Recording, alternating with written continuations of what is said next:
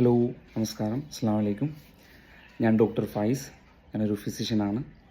നമ്മുടെ വിശുദ്ധമായ റമദാൻ മാസം നമ്മളിലോട്ട് വന്ന് അടുത്തിരിക്കുന്നു.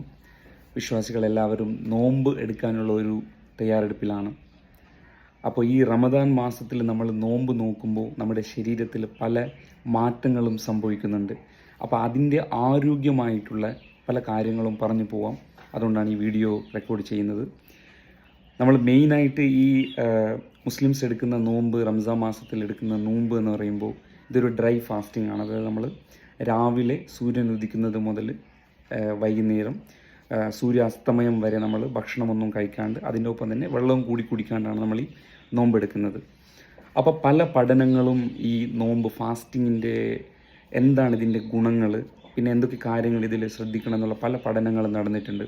അപ്പോൾ മെയിനായിട്ട് നമുക്ക് ഈ നോമ്പ് എടുക്കുന്നത് കൊണ്ട് എന്താണ് ഗുണങ്ങൾ എന്നുള്ളൊരു കാര്യം നോക്കി പോവാം. അതിൻ്റെ ഒപ്പം തന്നെ ഭക്ഷണ രീതി, കുറച്ച് ശ്രദ്ധിക്കേണ്ട ഭക്ഷണ രീതികൾ എന്തൊക്കെയാണ്, വെള്ളം കുടിക്കുന്ന രീതി, പിന്നെ അതിൻ്റെ ഒപ്പം തന്നെ നമ്മുടെ കുറേ ആൾക്കാർ ഈ ക്രോണിക് ആയിട്ടുള്ള പല അസുഖങ്ങളുള്ള ആൾക്കാർ, മരുന്നെടുക്കുന്ന ആൾക്കാരാണ്. പ്രത്യേകിച്ച് ഡയബറ്റീസ്, അതായത് പ്രമേഹ രോഗം, പിന്നെ പ്രഷർ, ബ്ലഡ് പ്രഷർ, പിന്നെ ഹാർട്ടിൻ്റെ അസുഖമുള്ള ആൾക്കാർ, അതുപോലെ തന്നെ ബാക്കി പല കുറച്ച് വൃദ്ധരായിട്ടുള്ള ആൾക്കാരായിക്കോട്ടെ, കുട്ടികളായിക്കോട്ടെ, ഇവരിലൊക്കെ നോമ്പെടുക്കുമ്പോൾ എന്തൊക്കെ ശ്രദ്ധിക്കണം എന്നുള്ള കാര്യങ്ങൾ കൂടി നമുക്ക് നോക്കി പോവാം. അപ്പോൾ ഈ നോമ്പ് കൊണ്ട് നമ്മൾ എന്തൊക്കെയാണ് നമ്മുടെ ശരീരത്തിൽ ലഭിക്കുന്ന ഗുണങ്ങൾ, ഇവ സംഭവിക്കുന്നത് എന്താണെന്ന് വെച്ച് കഴിഞ്ഞാൽ നമ്മുടെ ശരീരം നമുക്ക് കുറേ ഒരു പ്രൊലോങ്ഡ് ആയിട്ട് നമ്മൾ ഭക്ഷണം കഴിക്കാണ്ടിരിക്കുമ്പോൾ നമ്മുടെ ശരീരം ഒരു ഓട്ടോഫേജി എന്നുള്ളൊരു പ്രോസസ്സിലോട്ട് പോകുന്നുണ്ട്. അപ്പോൾ അവിടെ സംഭവിക്കുന്നത് എന്താണെന്ന് വെച്ച് കഴിഞ്ഞാൽ നമ്മുടെ ഒരു ശരീരത്തിൻ്റെ ഒരു പ്രകൃതം എന്താണെന്ന് വെച്ച് കഴിഞ്ഞാൽ സമയത്തിനൊപ്പം നമ്മുടെ കോശങ്ങൾ നശിച്ച് പോകണം. എന്നാലേ ആ കോശത്തിൻ്റെ സ്ഥലത്ത് മറ്റ് പുതിയ കോശങ്ങൾ ഉണ്ടാവത്തുള്ളൂ. അപ്പോൾ ഓട്ടോഫാജി എന്താണെന്ന് പറയുമ്പോൾ ഈ ക്രോണിക് ആയിട്ടുള്ള നമ്മുടെ സെൽ ഡിസ്ട്രക്ഷൻ, നമ്മുടെ കോശങ്ങൾ നശിച്ചു പോകുന്ന ഒരു പ്രോസസ്സിനെ ഈ ഫാസ്റ്റിങ്ങിൽ അത് കുറച്ചുകൂടി ഒന്ന് മെച്ചപ്പെടുത്തുന്നു. അങ്ങനെ വരുമ്പോൾ നമ്മുടെ ഓരോ അവയവങ്ങളിലും നമ്മുടെ പുതിയ കോശങ്ങൾ പെട്ടെന്ന് തന്നെ ഉണ്ടാകുന്നു. അപ്പോൾ നമ്മുടെ ഓരോ അവയവങ്ങളും അതിൻ്റെ ഏറ്റവും നല്ല ഒരു പ്രവർത്തന രീതിയിലോട്ട്, ഒരു ശൈലിയിലോട്ട് പോകുന്നു. അപ്പോൾ അതാണ് ഏറ്റവും നല്ലൊരു ഈ ഫാസ്റ്റിംഗ് കൊണ്ടുള്ള ഒരു ഗുണം. പിന്നെ പ്രത്യേകിച്ച് പറയാൻ പറഞ്ഞാൽ ഒരു പ്രമേഹ രോഗങ്ങളുള്ള ആൾക്കാരാണെങ്കിൽ അവരുടെ ഈ ഒരു മാസ സമയം നമ്മൾ ഭക്ഷണം ശ്രദ്ധിച്ച് ചെയ്യുന്ന ഒരു നോമ്പെടുക്കലാണെങ്കിൽ അവരുടെ ഷുഗർ നന്നായിട്ടൊന്ന് കൺട്രോൾ ആവാനായിട്ട് അത് വളരെ ഹെൽപ്പ് ചെയ്യുന്നു. പിന്നെ ഉള്ളത് കൊളസ്ട്രോൾ ഉള്ള ആൾക്കാരാണെങ്കിൽ, അല്ലെങ്കിൽ അമിതവണ്ണമുള്ള ആൾക്കാരാണെങ്കിൽ ഈ നമ്മുടെ ശരീരത്തിലോട്ട് നമ്മൾ ദിവസം മൊത്തം നമ്മൾ ഫുഡ് കഴിക്കാതിരിക്കുകയാണെങ്കിൽ നമ്മുടെ ശരീരത്തിൽ സ്റ്റോർ ചെയ്ത് വെച്ചിട്ടുള്ള ഈ പറയുന്ന കൊഴുപ്പ് അത് ശരീരം ഉപയോഗിക്കും. അപ്പോൾ അങ്ങനെ വരുമ്പോൾ നമ്മുടെ ഈ മാംസപേശികളിലും നമ്മുടെ ലിവറിലുമൊക്കെ ഇരിക്കുന്ന ഈ കൊഴുപ്പൊക്കെ നമ്മുടെ ശരീരം പെട്ടെന്ന് ഉപയോഗിച്ച് തീരും. അപ്പോൾ വണ്ണം കുറയുമ്പോൾ നമ്മുടെ ശരീരത്തിൻ്റെ അവയവങ്ങളുടെ പ്രവർത്തനം മെച്ചപ്പെടും. അതിൻ്റെ ഒപ്പം തന്നെ നമ്മുടെ ഹൃദയത്തിൻ്റെ ആരോഗ്യം വർദ്ധിക്കും. പിന്നെ അതല്ലാണ്ട് പല പഠനങ്ങളിലും ഈ ബ്ലഡ് പ്രഷർ, അതായത് രക്തസമ്മർദ്ദം നന്നായിട്ട് കൺട്രോൾ ചെയ്യാൻ ഈ ഫാസ്റ്റിംഗ് ഹെൽപ്പ് ചെയ്യുന്നുണ്ട്. അതിൻ്റെ ഒപ്പം തന്നെ നമ്മുടെ വേറൊരു ഗുണം എന്താണെന്ന് വെച്ച് കഴിഞ്ഞാൽ ക്രോണിക് ഇൻഫ്ലമേഷൻ, അതായത് നീർക്കെട്ട്, ഇപ്പോൾ ആർത്രൈറ്റിസിൻ്റെയും ബാക്കി ക്രോണിക് ആയിട്ടുള്ള നീർക്കെട്ടിൻ്റെ അസുഖങ്ങളൊക്കെ ഉള്ള ആൾക്കാരാണെങ്കിൽ ഈ ഫാസ്റ്റിംഗ് അത് വളരെ ആ ഒരു ആരോഗ്യം വളരെ മെച്ചപ്പെടുത്തും. പിന്നെ ഒരു ഇമ്പോർട്ടൻ്റ് ആയിട്ട് നമുക്ക് പറഞ്ഞു പോകേണ്ട ഒരു കാര്യം എന്താണെന്ന് വെച്ച് കഴിഞ്ഞാൽ അത് നമ്മുടെ ശരീരത്തിൻ്റെ ആരോഗ്യത്തിൻ്റെ ഒപ്പം തന്നെ നമ്മുടെ മനസ്സിൻ്റെ ഒരു ആരോഗ്യം വളരെ മെച്ചപ്പെടുന്ന ഒരു സമയമാണ് റംസാൻ.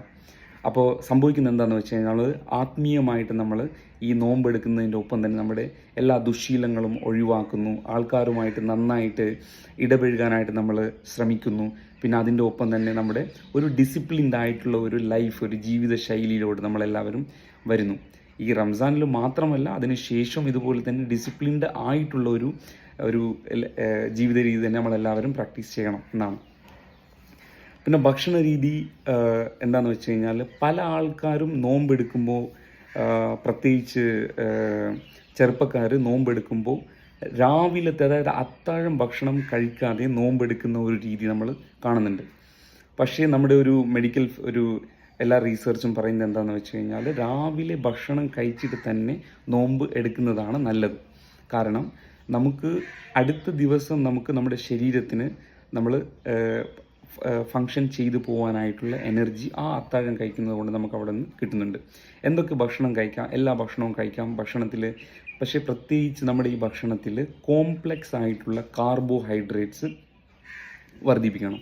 അതായത് അരി ഭക്ഷണം, ഗോതമ്പ് ഭക്ഷണം, ഓട്സ്, കിഴങ്ങ് ഈ വർഗ്ഗങ്ങൾ, പിന്നെ അതല്ലാണ്ട് നമ്മുടെ പയറ് വർഗ്ഗങ്ങൾ, അതിൻ്റെ ഒപ്പം മുട്ടയുടെ വെള്ള, പിന്നെ അതിൻ്റെ ഒപ്പം ബാക്കി പഴം പിഴുങ്ങിയത്, ഇങ്ങനത്തെ ഈ കോംപ്ലക്സ് ആയിട്ടുള്ള കാർബോഹൈഡ്രേറ്റ്സ് നമ്മൾ ഉൾപ്പെടുത്തണം. പിന്നെ വെള്ളം കുടിക്കണം. ഏറ്റവും നമ്മൾ ഈ നോമ്പ് നോക്കുമ്പോൾ ഭക്ഷണം ഓക്കെയാണ്, പക്ഷെ വെള്ളത്തിൻ്റെ ഒരു പ്രശ്നമാണ് എല്ലാവർക്കും വരുന്നത്. കാരണം അടുത്ത ദിവസം നന്നായിട്ട് ദാഹിക്കും. പിന്നെ ഭക്ഷണം കുടിച്ചില്ലെങ്കിൽ അത് നമ്മുടെ ആരോഗ്യത്തിനെ ബാധിക്കുന്ന ഒരു കാര്യമാണ്. അപ്പോൾ എന്താണ് ചെയ്യുക എന്ന് വെച്ച് കഴിഞ്ഞാൽ, നമ്മൾ ഈ അത്താഴത്തിന് ഉറങ്ങിയിട്ട് കുറച്ച് നേരത്തെ എണീക്കുക. ഒരു 1-1.5 മണിക്കൂർ മുമ്പ് എണീക്കുക. എന്നിട്ട് എണീച്ച ഉടനെ തന്നെ ഒരു 1-2 ഗ്ലാസ് വെള്ളം കുടിക്കണം. ആദ്യം വെള്ളം കുടിക്കുവാണെങ്കിൽ വെള്ളം കുടിക്കണം. പിന്നെ അതിന് കുറച്ച് സമയത്തിന് ശേഷം നമ്മൾ ഭക്ഷണം കഴിക്കുക. പിന്നെ ഒരു ചോദ്യം വരുന്നത് എന്താണെന്ന് വെച്ച് കഴിഞ്ഞാൽ, അപ്പോൾ ആ സമയത്ത് നമ്മൾ വെള്ളം കുടിച്ച് കഴിഞ്ഞാൽ പിന്നെ ഭക്ഷണം കഴിക്കാൻ പറ്റില്ല എന്നുള്ളൊരു ചോദ്യം വരുന്നുണ്ട്. പക്ഷേ നമ്മൾ കുറച്ച് മുമ്പ് എണീക്കുവാണെങ്കിൽ ഒരു വെള്ളം കുടിക്കുക. പിന്നെ കുറച്ച് സമയത്തിന് ശേഷം ഈ പറയുന്ന ഭക്ഷണങ്ങൾ കഴിക്കുക. പിന്നെ ഈ പ്രത്യേകിച്ച് ഡയബറ്റീസ്, അതായത് പ്രമേഹ രോഗം ഉള്ള ആൾക്കാർ രാവിലെ കഴിക്കേണ്ട ഗുളിക രാത്രി തന്നെ കഴിക്കണം. പിന്നെ ഇൻസുലിൻ എടുക്കുന്ന ആൾക്കാരാണെങ്കിൽ പ്രത്യേകിച്ച് ഇൻസുലിൻ എടുക്കുമ്പോൾ വളരെ ശ്രദ്ധിക്കണം. കാരണം ഈ ഷുഗർ കൂടുന്നതിനേക്കാളും ഒരു റിസ്ക് ഉള്ള ഒരു കാര്യമാണ് ഷുഗർ കുറഞ്ഞു പോവുക. അപ്പോൾ ഷുഗർ ഉള്ള ആൾക്കാർ എല്ലാവരും ഡോക്ടറെ ഉറപ്പായിട്ടും കാണണം. നമ്മുടെ ഇൻസുലിൻ്റെയും ബാക്കി ഈ മെഡിസിൻ്റെ ഒക്കെ ഡോസ് അഡ്ജസ്റ്റ് ചെയ്യേണ്ടി വരും. അപ്പോൾ ഒന്ന് ഡോക്ടറെ കണ്ടിട്ട് ആ ഡോസൊക്കെ അഡ്ജസ്റ്റ് ചെയ്യുക. രാവിലെ എടുക്കേണ്ട മെഡിസിൻസ് ഈ പറയുന്ന നമ്മൾ അത്താഴത്തിന് എണീക്കുമ്പോൾ ആ സമയം നമ്മൾ കഴിക്കുക. പിന്നെ ശ്രദ്ധിക്കേണ്ട ബാക്കി കാര്യങ്ങൾ എന്താണെന്ന് വെച്ച് കഴിഞ്ഞാൽ, ഈ എന്താ പറയുക, അധികം ഈ കൊഴുപ്പുള്ള ഭക്ഷണം രാത്രി അത്താഴത്തിന് കഴിക്കുന്നത് നല്ലതല്ല. അതുപോലെ തന്നെ ഇറച്ചി പോലത്തെ കഴിക്കേണ്ട എന്നല്ല, ഇറച്ചിയും മുട്ടയും മീനും എല്ലാം കഴിക്കാൻ പറ്റുന്ന ഭക്ഷണങ്ങളാണ്. പക്ഷേ എമൗണ്ട് ഒന്ന് ശ്രദ്ധിക്കുക, കൊഴുപ്പ് ശ്രദ്ധിക്കുക. ഈ വറുത്തെടുത്ത ഐറ്റംസൊക്കെ ഒന്ന് കുറക്കുക. ഇല്ലെങ്കിൽ അടുത്ത ദിവസം നമുക്ക് നന്നായിട്ട് ദാഹം വരും. അപ്പോൾ അത് നമ്മൾ നോമ്പെടുക്കുന്നതിന് നമ്മളെ ബാധിക്കും. പിന്നെ ശ്രദ്ധിക്കേണ്ടത് നോമ്പ് തുറക്കുന്ന സമയത്ത് നോമ്പ് തുറക്കുന്നതിൻ്റെ ഒരു ശൈലി കുറച്ച് കാലമായിട്ട് ഇങ്ങനെ മാറി പോവുകയാണ്. നമ്മളെല്ലാവരും എന്താ പറയുക, നോമ്പ് തുറക്കുന്ന സമയത്ത് ഈ ഫാസ്റ്റിംഗ് ചെയ്തിട്ട് നോമ്പ് തുറക്കുന്ന സമയത്ത് കുറേ ഈ എണ്ണയിൽ വറുത്ത ഭക്ഷണം കുറേ അധികം കഴിക്കുന്നുണ്ട്. അതുപോലെ തന്നെ ഈ നോമ്പ് തുറക്കുന്ന സമയത്ത് പാക്കറ്റിൽ വരുന്ന ജ്യൂസ്, പിന്നെ അതുപോലെ തന്നെ സ്റ്റോർ ചെയ്തിട്ടുള്ള ഫുഡ്, ഐസ്ക്രീം, ഇങ്ങനത്തെ ഐറ്റംസൊക്കെ കുറേ വാരിക്കോരി കഴിക്കുന്ന ഒരു ശീലം വന്നിട്ടുണ്ട്. പക്ഷേ അതൊന്നും നമ്മുടെ ശരീരത്തിന് നല്ലതല്ല. പ്രത്യേകിച്ച് വറുത്ത അതുപോലെ തന്നെ കാണുന്ന പൊതുവെ കാണുന്ന ഒരു കാര്യമാണ് നമ്മുടെ നാരങ്ങ വെള്ളം അല്ലെങ്കിൽ ഓറഞ്ച് ജ്യൂസ്, അതായത് പുളിയുള്ള ജ്യൂസുകൾ വെച്ചിട്ട് നോമ്പ് തുറക്കുക. ഇങ്ങനെ ചെയ്യുമ്പോൾ ഈ ഗ്യാസ്ട്രൈറ്റിസിൻ്റെ പ്രശ്നം കൂടാൻ ചാൻസ് ഉള്ള ഒരു കാര്യമാണ്. ഈ ഫ്രൂട്ട്സൊക്കെ, ഈ പുളിപ്പുള്ള ഭക്ഷണമൊക്കെ നോമ്പ് തുറക്കുന്ന സമയത്തല്ല, അതായത് നമ്മുടെ വയറ് കാലിയായിട്ടിരിക്കുന്ന സമയത്ത് കുടിക്കുവാണെങ്കിൽ അത് ഈ ഗ്യാസ്ട്രൈറ്റിസിൻ്റെ പ്രശ്നം കൂട്ടാൻ ചാൻസ് ഉണ്ട്. അപ്പോൾ അത് പിന്നീട് ഇങ്ങനത്തെ ജ്യൂസൊക്കെ ഉപയോഗിക്കുക. പിന്നെ ഒരു കാര്യം, നമ്മൾ നോമ്പ് തുറക്കുമ്പോൾ നന്നായിട്ട് വെള്ളം കുടിക്കുക. പിന്നെ ഒരു കാര്യം കാണുന്നത് എന്താണെന്ന് വെച്ച് കഴിഞ്ഞാൽ, നോമ്പ് തുറക്കുന്ന സമയത്ത് കൊക്കക്കോള, അതായത് എയറേറ്റഡ് ആയിട്ടുള്ള ഡ്രിങ്ക്സ്, കൊക്കക്കോള, പെപ്സി, ഇങ്ങനത്തെ ഐറ്റംസ്, ഇതൊക്കെ നോമ്പ് തുറക്കുന്ന സമയത്ത് നമ്മൾ ഉപയോഗിക്കുകയാണെങ്കിൽ ഗ്യാസ്ട്രൈറ്റിസിൻ്റെ പ്രശ്നം, ദഹനക്കേട്, ഇതൊക്കെ സംഭവിക്കാൻ ചാൻസ് ഉള്ള ഒരു കാര്യമാണ്. അതുപോലെ തന്നെ നോമ്പ് തുറക്കുന്ന സമയത്ത് അധികം മസാലയൊക്കെ അധികമുള്ള ഭക്ഷണങ്ങളൊക്കെ ഒഴിവാക്കാൻ ശ്രമിക്കുക. അങ്ങനെയാണെങ്കിൽ നമ്മുടെ ഗ്യാസ്ട്രൈറ്റിസിൻ്റെ പ്രശ്നമൊക്കെ ഒന്ന് കുറയും. പിന്നെ ചായ, കോഫി കുടിക്കുന്ന ആൾക്കാരാണെങ്കിൽ രാവിലെ അത്താഴത്തിന് പൊതുവെ കോഫി ഒഴിവാക്കാൻ ശ്രമിക്കുക. കാരണം ഈ കോഫി എന്ന് പറയുന്നത് ഒരു ഡയൂററ്റിക്കാണ്. നമ്മുടെ ശരീരത്തിൽ നിന്ന് വെള്ളം അധികമായിട്ട് പുറത്ത് കളയാനായിട്ട് ഉള്ളൊരു പ്രോപ്പർട്ടി ഉള്ള ഒരു ഭക്ഷണം ആണ്. അപ്പോൾ കോഫി, ചായ ഇതൊക്കെ കുടിക്കേണ്ടെന്നല്ല, പക്ഷേ ഇതിൻ്റെ എമൗണ്ട് ഒന്ന് കൺട്രോൾ ചെയ്യുക. പിന്നെ പ്രോപ്പർട്ടീസുള്ള ഫുഡ് നമ്മുടെ ഭക്ഷണത്തിലോട്ട് കൂട്ടുക. അതായത് ഈ തൈര്, ഇങ്ങനത്തെ ഐറ്റംസൊക്കെ ആണെങ്കിൽ നമ്മുടെ വയറിനെ തണുപ്പിക്കാൻ, പിന്നെ അതുപോലെ ഖസ്ഖസ്, നമ്മൾ പൊതുവെ ഉപയോഗിക്കുന്ന നോമ്പ് തുറക്കാൻ ഉപയോഗിക്കുന്ന ഖസ്ഖസ്, തൈര്, വെള്ളം, ഇതൊക്കെയാണെങ്കിൽ നമ്മുടെ വയറിനെ തണുപ്പിക്കാൻ ഉള്ളൊരു ഗുണമുള്ളൊരു ഭക്ഷണ പദാർത്ഥങ്ങളാണ്. പിന്നെ ഒരു കാര്യം എന്താണെന്ന് വെച്ചാൽ നമ്മൾ ഈ ഫ്രൂട്ട്സൊക്കെ നമ്മൾ അരിഞ്ഞ് കഴിക്കുന്നത് ജ്യൂസാക്കി കുടിക്കുന്നതിനേക്കാളും നല്ലതാണ്. കാരണം ഈ ഫൈബർ കണ്ടൻറ്റ് നമ്മുടെ ഫ്രൂട്ട്സ് അരിഞ്ഞ് കഴിക്കുമ്പോൾ അതിലൊക്കെ ഫൈബർ കണ്ടൻറ്റ്സ് കൂടുതലുണ്ടാവും ജ്യൂസാക്കി ഉപയോഗിക്കുന്നതിനേക്കാളും. പിന്നെ ഒരു കാര്യം ശ്രദ്ധിക്കേണ്ടത് എന്താണെന്ന് വെച്ച് കഴിഞ്ഞാൽ ഈ സ്മോക്കിംഗ് ചെയ്യുന്ന ആൾക്കാർ പൊതുവെ അത്താഴത്തിൽ ഭക്ഷണം കഴിച്ചിട്ട് സ്മോക്കിങ് മാക്സിമം അവോയ്ഡ് ചെയ്യുക. കാരണം നമ്മുടെ ശരീരം ഈ റമദാൻ മാസത്തൊന്ന് ശുദ്ധിയാവുന്ന ഒരു സമയമാണ്. അപ്പോൾ നമ്മൾ ഈ സ്മോക്കിംഗ് കൂടി ഒഴിവാക്കുന്നുണ്ടെങ്കിൽ അത് നമ്മളെ ശരീരത്തിനെ വളരെ ഹെൽപ്പ് ചെയ്യും. പിന്നെ സ്മോക്കിംഗ് ചെയ്യുമ്പോൾ അധികം ഡീഹൈഡ്രേഷൻ ഉണ്ടാവും, നമുക്ക് ദാഹിക്കും, നമ്മുടെ നോമ്പിനെ അത് ബാധിക്കും. ഒരു കാര്യം കൂടി ശ്രദ്ധിക്കേണ്ടത് എന്താണെന്ന് വെച്ച് കഴിഞ്ഞാൽ നോമ്പിൻ്റെ സമയത്ത് നമ്മൾ നോമ്പെടുക്കുമ്പോൾ നമ്മൾ ഉറക്കം വളരെ കുറയും. രാത്രി പ്രത്യേകിച്ച് ഇപ്പോൾ ഞാനൊരു ലക്ഷദ്വീപുകാരനാണ്. അപ്പോൾ ലക്ഷദ്വീപിലൊക്കെ ഒരു കാര്യം കണ്ടുവരുന്നത് എന്താണെന്ന് വെച്ച് കഴിഞ്ഞാൽ രാത്രി സമയങ്ങളിൽ ഉറക്കം കുറഞ്ഞിട്ട് പകൽ സമയത്ത് അധികം ഉറങ്ങുക. പക്ഷേ ഇത് ഒരു നല്ലൊരു ശൈലിയല്ല. നമ്മുടെ ശരീരത്തിന് ഈ ഫാസ്റ്റിങ്ങിൻ്റെ ഒപ്പം നമ്മൾ നോമ്പെടുക്കുന്നതിൻ്റെ ഒപ്പം നന്നായിട്ട് ഉറക്കവും കൂടി നമ്മുടെ ശരീരത്തിന് കിട്ടുവാണെങ്കിൽ അത് നമ്മളെ ആരോഗ്യത്തെ മെച്ചപ്പെടുത്താനായിട്ട് സഹായിക്കും.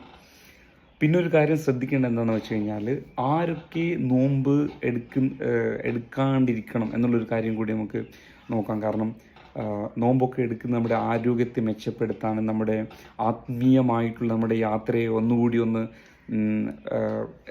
മെച്ചപ്പെടുത്താനുള്ള ഒരു പ്രാക്ടീസാണ്. പക്ഷെ ആ സമയത്ത് ഇപ്പോൾ ഉദാഹരണത്തിന് അധികം അതായത് ടൈപ്പ് 1 ഡയബറ്റീസൊക്കെ ഉള്ള ആൾക്കാർ, കുറേ അധികം ഇൻസുലിനൊക്കെ ഉപയോഗിക്കുന്ന ആൾക്കാർ, പിന്നെ അവർക്ക് ഈ പെട്ടെന്ന് ഷുഗർ കുറഞ്ഞു പോകാനുള്ള ചാൻസ് ഉണ്ട്.